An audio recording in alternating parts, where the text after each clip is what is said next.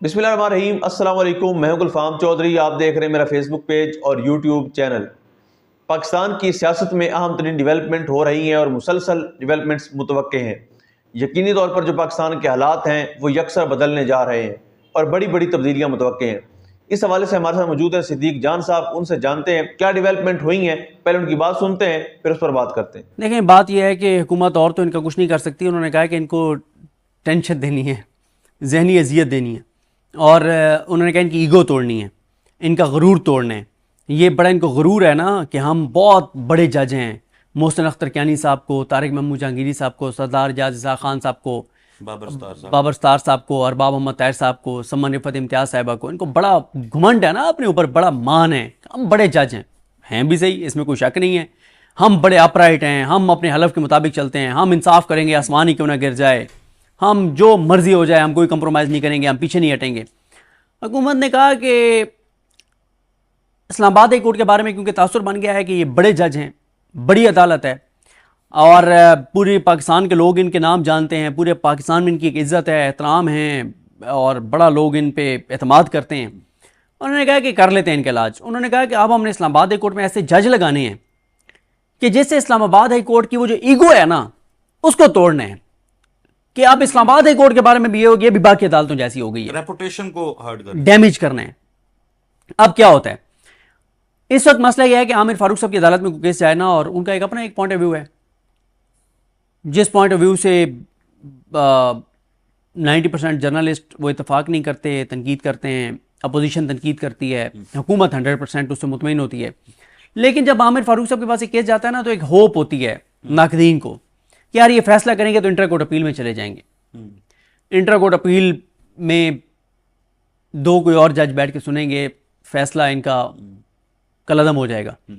अब क्या होगा, अब ऐसे जज लाने की कोशिश की जा रही है इस्लामाबाद हाई कोर्ट में, जिस जज को जब वो इस्लामाबाद हाई कोर्ट में है तो इस्लामाबाद हाई कोर्ट को उस नजर से ना देखा जाए, उस निगाह से ना देखा जाए कि यार ये वो अदालत है जिसमें बड़े जज बैठते हैं। मैंने ना एक बार वीडियो की थी इनकी अदालत के बाहर खड़े होकर ना मोहसिन अख्तर कियानी साहब की, तो मैंने उधर खड़े होकर कहा था कि ये रास्ता जाता तो जस्टिस मोहसिन अख्तर कियानी की अदालत की तरफ है, लेकिन जब हम इस रास्ते से वो सीढ़ियाँ ना, मैंने भी बड़े अपनी तरफ से बड़ी दानिशवरी झाड़ी और उसके बाद फिर मेरी तलबी भी हुई थी।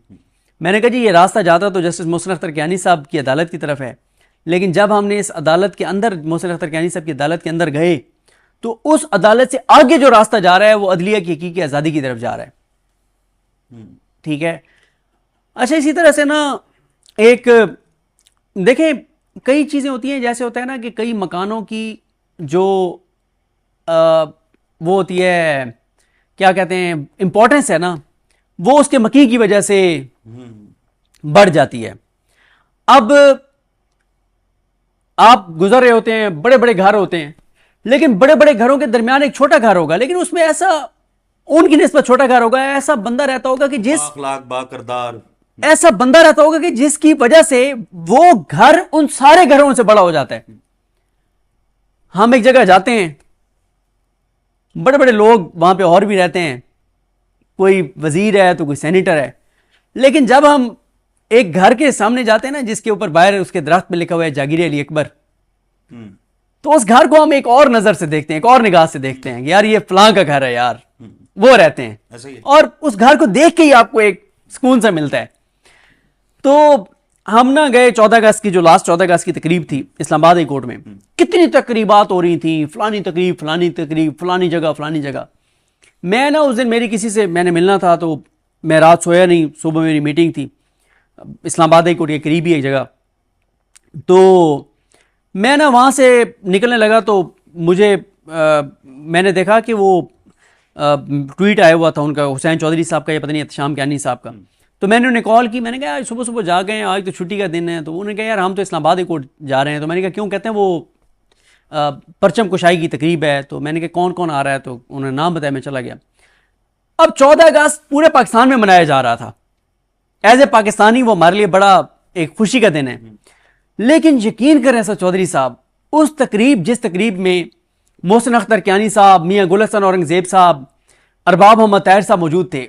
मतलब खुशी कुछ और थी एज ए पाकिस्तानी, मतलब खून बढ़ गया और कि यार वो अजीम जजेस यहाँ पे मौजूद हैं जो मतलब जिनकी वजह से इस इमारत की और हमारे पाकिस्तान की एक का फख्र है, इंसाफ का बोलबाला है। As a Pakistani, as a शहरी मुझे उन पर एतमाद है। जब हम बाबर सत्तार साहब की अदालत में जाते हैं ना, तो मतलब कई अदालतों में आप दरवाज़ा ज़ोर से खोल के चले जाते हैं, उनकी अदालत का दरवाज़ा भी आप आराम से खोल देंगे। यार ये बाबर सत्तार की अदालत का दरवाज़ा है। मतलब देखें ना कि रिस्पेक्ट। मुझे ना सुप्रीम कोर्ट में, क्योंकि आपको पता है जब से वसीम मलिक साहब आए हैं तो हमने जाना ही छोड़ दिया है कि वसीम मलिक साहब जाएंगे, कवर करेंगे, और वसीम मलिक साहब के ऊपर भी हमारा रंग चढ़ गया या पता नहीं क्या हुआ ऐसा कि वो भी अब उनकी आँख ही लेट खुलती है, रात देर तक जागते हैं और रात को नींद ना आने के बहुत से वजूहात होती हैं। पता नहीं रात पे बेते बेदर्द नींद प्यारी आवे, वो वाले मामलात हैं या दर्द मदानू, तो वो सारी तो काम हो गया है। लेकिन मैं ना गया सुप्रीम कोर्ट, तो ज़ाहिर है वहाँ वर्कर्स के साथ हमारा पुराना ताल्लुक़ है। तो मैं ना एक वर्कर से मिला, मतलब मैं अब क्या बताऊँ, मतलब वो आम से बिल्कुल आम से वर्कर है वहाँ पे सुप्रीम कोर्ट में, आम एम्प्लॉय हैं। तो मैं उनसे मिला तो मैंने कहा क्या हाल है ये वो, तो मैंने कहा क्या सूरत हाल है काजी साहब के जाने के बाद ना, क्या मतलब ये वो सारा कुछ। तो मुझे कहता है यार बड़े हम मायूस हैं, लेकिन कहता है कि मुझे वो बड़ा आम सा वर्कर जो बिल्कुल जिसका मतलब, अब वो मैं इसलिए थोड़ा सा और आगे नहीं एक्सप्लेन कर रहा कि वो लगेगा कि मैं शायद उनका वो जो एक रैंक है उसकी वजह से उनको वो बिल्कुल वो करके बयान कर रहा हूँ, सब इंसान बराबर हैं जी। तो मुझे वो कहते हैं कि हमारा चीफ जस्टिस तो आज भी मंसूर अली शाह है। कहते हैं कि जब मंसूर अली शाह साहब आ रहे होते हैं ना, तो हम उनको इन्हीं नजरों से देखते हैं कि यार ये चीफ जस्टिस पाकिस्तान है। हम हमारे दिल में वही चीफ जस्टिस पाकिस्तान है, हम उसी को चीफ जस्टिस पाकिस्तान मानते हैं। ये बदली हैं चीजें पाकिस्तान में, राइट? ठीक है कि वो तो ये जो एक स्टैंडर्ड सुप्रीम कोर्ट का, मैं बात मुकम्मल कर लूं, हम वो जो है ना तमहीद में बहुत आगे चले गए। हाँ, क्योंकि ज़ाहिर है सॉरी वो यार बातें दिल की बातें भी कभी करने दिया करें। तो वो जो एक सुप्रीम कोर्ट का आम सा वर्कर है जिसका कोई लेना देना नहीं है, ना उसकी कोई तरक्की होनी है, ना उसकी कोई तनख्वाह बढ़ानी है मंसूर अली शाह साहब ने, सिर्फ वो क्या कहता है कि यार मेरा चीफ मंसूर अली शाह है। यार उसका कोई तल्लुक ही नहीं है यार मंसूर अली शाह साहब ने, ना उसकी या साहब ने कोई रैंक बढ़ाना है या तरक्की देनी है, ना कोई तनख्वाह बढ़ानी है, ना कोई तबादला। वो कहता है कि शहरी के तौर पर मेरा चीफ जस्टिस जो है ना वो मंसूर अली शाह है।